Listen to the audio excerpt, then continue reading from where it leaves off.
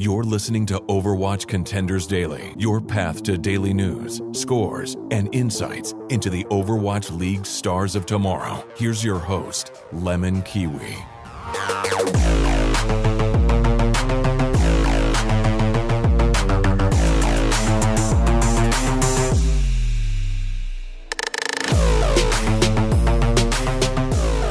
Overwatch fans, hope the Monday's just going okay. This is Overwatch Contenders Daily, and I'm your host, LemonKiwi. Today's interview is my first World Cup interview for Overwatch, and I've brought on Team Australia. They were the first to announce their roster, so of course I'm going to bring on their general manager, Andrew Haws, as RQT, talk about the decisions behind the roster, how tryouts went, and who will be their biggest competition at this year's World Cup. But before we get into my interview with Andrew, let's go over some Contenders news. First off, in Australian news, Masterminds have announced their new roster featuring very big names from the community. You've got Taki, KSI, Nas, USMC, August 9, Swilco, and they've also acquired Coach Wrecker from Canada. Good luck with that time zone.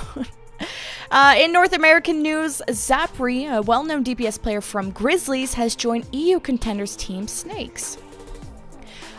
Also in North American news, Kay's coach of Mirage has moved to a coaching position for Second Wind. So Second Wind made Contenders, and unfortunately Mirage lost out on that spot. So good luck to Kay's in his coaching endeavors. In European news, Contenders team Angry Titans have added flex player Morsi from Bazooka Puppies, and they've also acquired coach whose name is Packing 10, and he was a former coach of Envision last year. So this was all the roster moves that has happened in the past week. Let's get into my interview now with Andrew RQT Haws for Team Australia. And I'm joined here with Andrew RQT Haws. He's former Blank esports player, and also former player for the Overwatch World Cup last year for Team Australia. But this year, you got a pretty good gig. You're the general manager of Team Australia for this year's World Cup. So thank you so much for joining me, Andrew. How's it going? Good, just woke up. It's an early morning here, freezing, but I've got warm coffee, so I'm okay. Oh yeah, we have very different time zones. It's 4 p.m. here, and I managed to get you at 9 a.m., but we talked about how that's a responsible time in the morning to wake up. But for those of you watching out there that maybe missed the announcement, the roster for Team Australia was announced on June 20th, and to quickly re-mention who the final 12 were, maybe you recognize these names, maybe you don't. They're pretty big names, actually. Main tanks being Trill and Quats, flex tanks Adam and Punk, DPS players I Eat You Up, Hus, CKM, and Yuki, and support players being Tung, Kraken, Custa, and Burt Logs. So, as first-time general manager, Andrew, for Team Australia, and your former teammate, actually, and fellow analyst, Gunba, by your side, guide me through at least how tryouts went. What format did you guys take? Alright, so Australia had their own contenders season, and there's another one coming up, but for trials we instantly accepted anyone from the top 4 contenders team. They were welcome to trial, so 4 teams there, in addition to Blank, who played in the Pacific contenders, and obviously Blank, since people that aren't from Australia probably know Blank as the Overwatch team, and that's the team I played on. And then outside of that, it was just anyone that came to me with a somewhat convincing case, got a trial. We were pretty relaxed. Yeah, we were pretty relaxed with trials. Like, some people probably shouldn't have been able to trial that did, but in the end, it didn't really affect anything. So is it hard to find players in Australia, or is it like you guys all know each other, so you know who's good and who's not? It's such an isolated region. Like, yeah. Blank's the only team that's really gotten out at a point in time, and we were scrimming Koreans back like in 2016 on 180 ping back then as well. But for the rest of the region, it really is just it's its own like ecosystem. So all the players know each other. All the tournaments that people enter are just the same teams, and so yeah, everyone does know each other. Well, that's always good. And well, now getting to the actual roster, I'm very curious to know the decisions behind why and how you picked everybody that's on the roster. So let's start with the tanks. You got Trill, that was on Team Australia last year, and then you got Quats, Adam, and Punk. So why did you choose them? Well, like you said, Trill, obviously one of the most experienced players in Australia for Overwatch, coming from Blank and the former World Cup team where he played at BlizzCon as well. So that one was kind of a no-brainer. In addition to Quats, who's a really young kid, like I believe he's around 16. He's just been really solid in Australia, doing his own thing. Makes really intelligent decisions in game. Just probably needs to talk more, but we can get there with that. So the tanks were pretty obvious. They're known as the best in the region by a bit of a margin. For the off tanks or the flex tanks, like Punk, was really impressive on D.Va. Personally, I didn't expect to have Punk on the roster, but during trials, like he showed a very, very solid game knowledge and understanding of how to play D.Va at a pretty high level. So he was pretty surprising, but a good pick for off tank. And then we got Adam, who's a really mechanical player, like probably one of the best IOs by far in Australia, with a solid D.Va as well. And Adam and Quats, both young, but both just really standouts. So can Punk also flex to the Zarya, or would be your main D.Va player and that's it?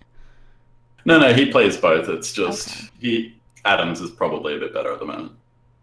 And this moves us on to the DPS, where you got, I mean, a lot of these pickups are almost all from Blank Esports, except I think maybe only 2 people you didn't get from Blank Esports. But for DPS, you got 3 Blank members of IEU, Haws, CKM, and then Masterminds player Yuki. So besides, of course, how incredibly talented these players are, what hero pools were you sort of aiming for? Like any specialists or dive focused, or what were you aiming for?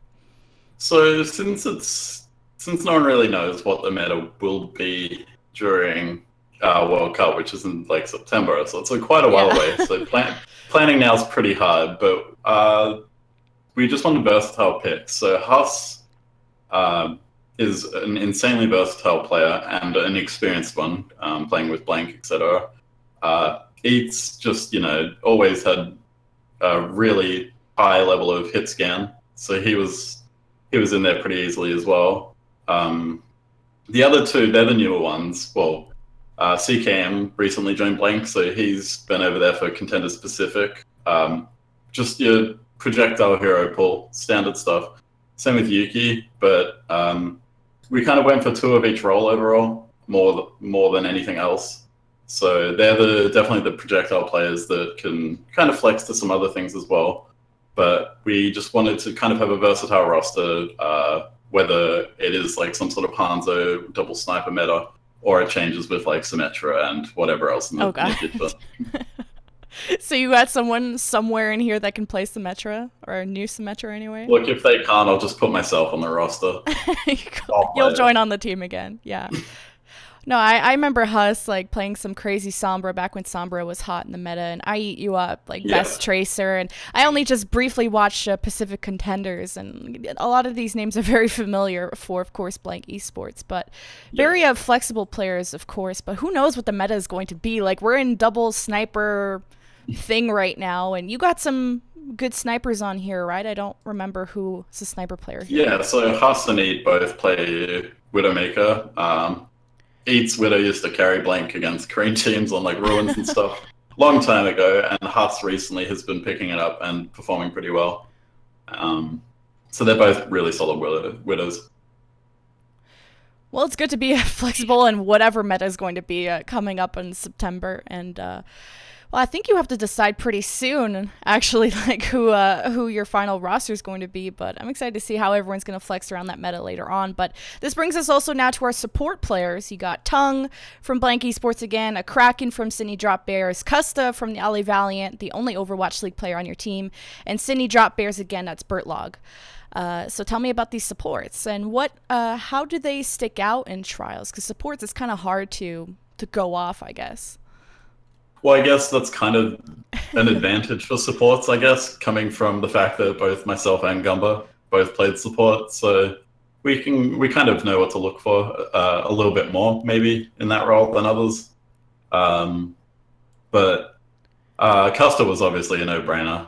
The only Overwatch League player, like you said, which is kind of sad. I wish we could have had like some sort of DPS Overwatch League player as well.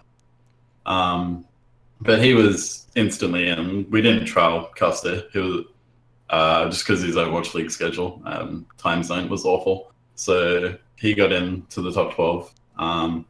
Then Bertlog is the other main support from Sydney Drop Bears. He was also a surprise. He's a bit quiet for a main support, I'd say, but like pretty solid otherwise. Makes good decisions in game.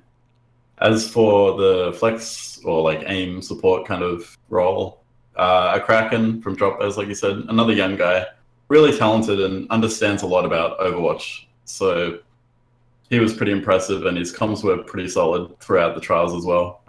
Always has pretty good positioning and game knowledge. And then Tung, obviously, coming from Blank and having experience overseas, Taiwan, and just a solid, well-rounded support player as well. And are any of these support players able to play a pretty decent honor, or were you more focused on like the more meta supports like Zen and Mercy? We haven't really looked at much Anna, just been focused more on current stuff, and then moving forward, if someone needs to play Anna, then we can deal with that. I have no doubts we'll be able to run Anna though, if we needed to. It does help that you and your analyst are like supports, so you're almost like not scrutinizing, but you know exactly how they should play. And are you worried about Custa at all? I remember reading that he had maybe commitment issue because, you know, the Overwatch League schedule was super tough, and then he never competed in the other World Cups for whatever reasons that he had. So are you worried about him at all, of how much time he can put into the scrims? No, like, honestly, right now, he's already probably going to be able to practice a bit coming up. So as far as that goes, I guess it's the same thing. Gumba's in the same time zone as him, obviously, since they're both on Valiant. So we just try and work around that as best we can, so we can have Gumba all the time and Custa when he's available. Obviously, it is really stressful and time-consuming being an OWL player, but I guess other teams have that as well. So I don't really see that as a huge downside for the potential that someone like Custa can bring to a team.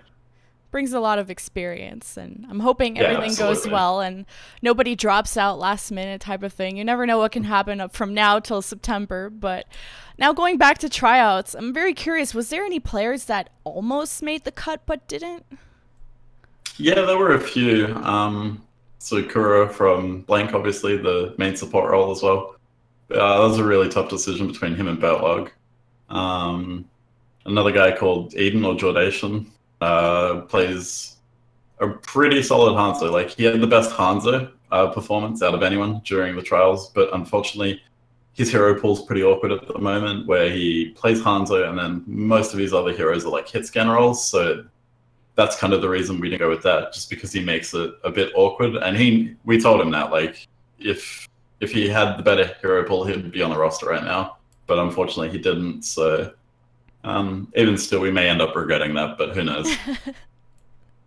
Well, maybe, I mean, I guess if you knew Hanzo was going to be really strong in the meta later on, that would maybe lean you towards having the strongest Hanzo player. But, like, who knows if he's going to get nerfed into the ground by September, right? Yeah.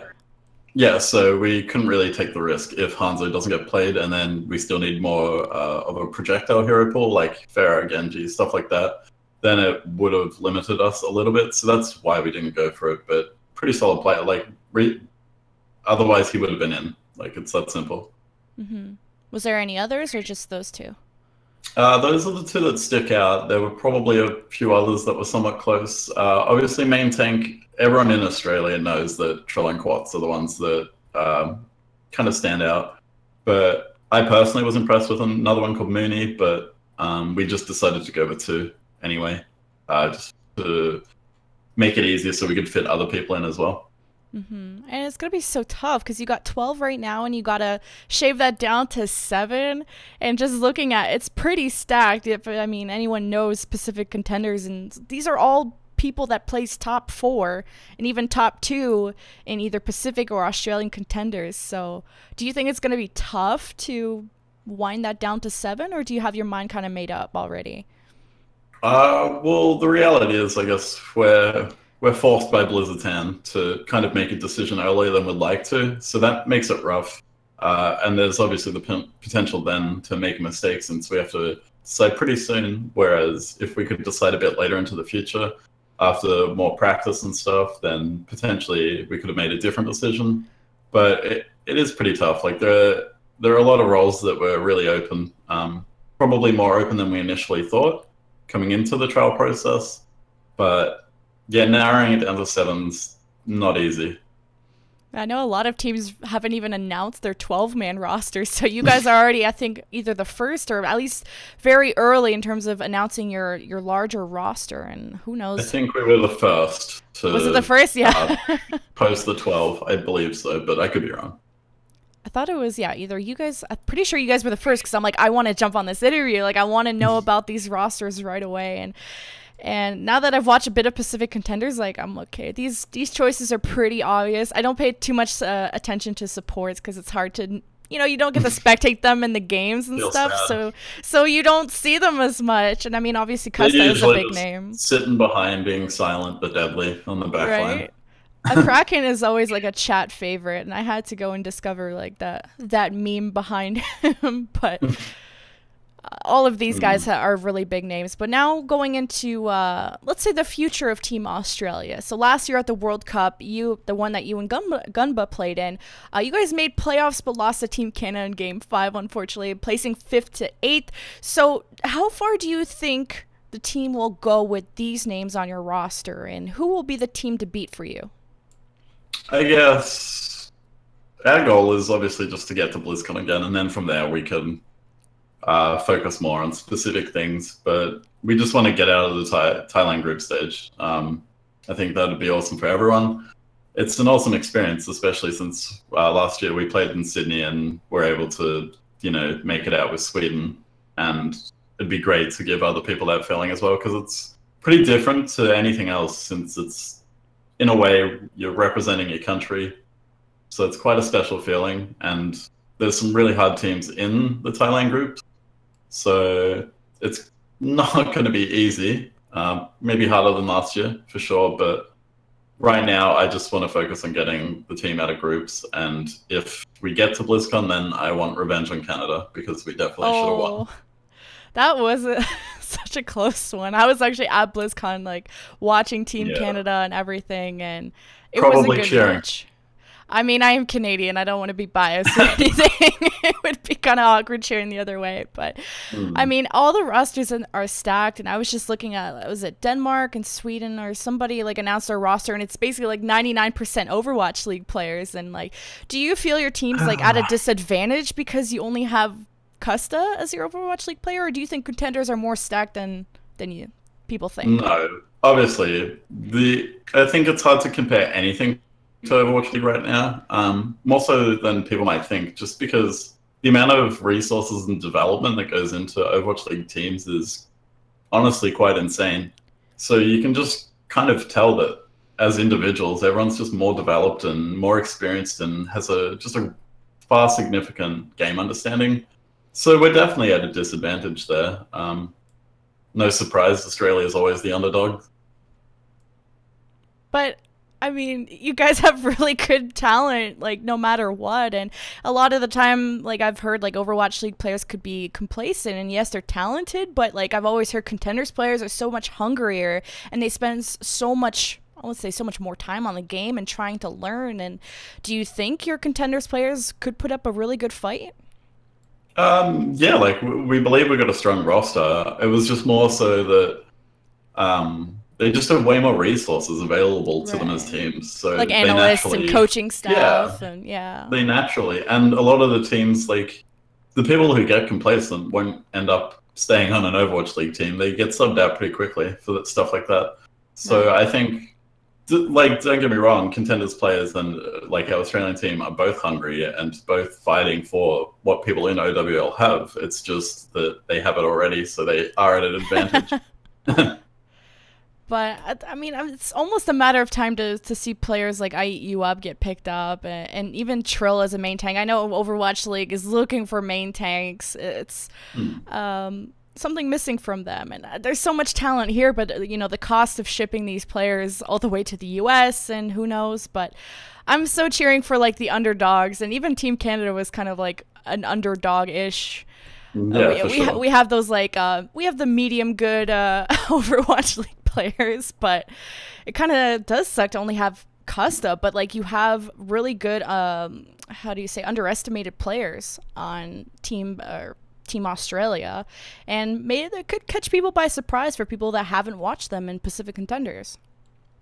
Yeah, that's always been a thing. Like, I guess back when we were playing on Blank as well, we were always underestimated. And, like, we definitely didn't perform as well as we should in some situations. But I guess at the end of the day, people always do underestimate us. And that's why Australia is the underdogs in most things they do.